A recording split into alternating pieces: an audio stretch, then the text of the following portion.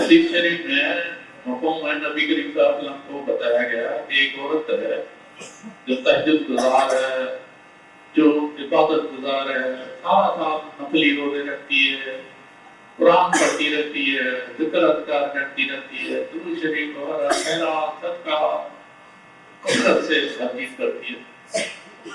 لیکن جب عورتیں بیٹھتی ہے تو وہ کوئی نہ کوئی ایسی بات جملہ کہہ دیتی ہے جس سے دوسرے کی دل آزار ہو، جیسے عورتوں کی عادت ہوتی ہے، تو آپ نے فرمایا اس کے لیے خیر نہیں ہے، یہ جہنم میں جائے گی۔ نبی کریم صلی اللہ علیہ وسلم کے دور کی عورتوں اتنی عبادت گزار عورتیں، اتنے تہجد، نفلی روزے، خیرات، صدقہ، ذکر اذکار، قرآن پڑھنے والی عورت، آپ نے فرمایا جہنم میں جائے گی۔ دوسری عورت کے لیے فرمایا گیا کہ وہ فرائض پورے کرتی ہیں، کوئی نفلی عبادت نہیں کرتی، صرف فرائض پورے کرتی ہیں، کوئی نفلی عبادت نہیں کرتی، اور حتیٰ کہ خیرات صدقہ میں کوئی کھجور یا کوئی معمولی چیز بھی خیرات کر دے وہ بھی نہیں کرتی، لیکن اخلاق بہت اچھا ہے اس کا،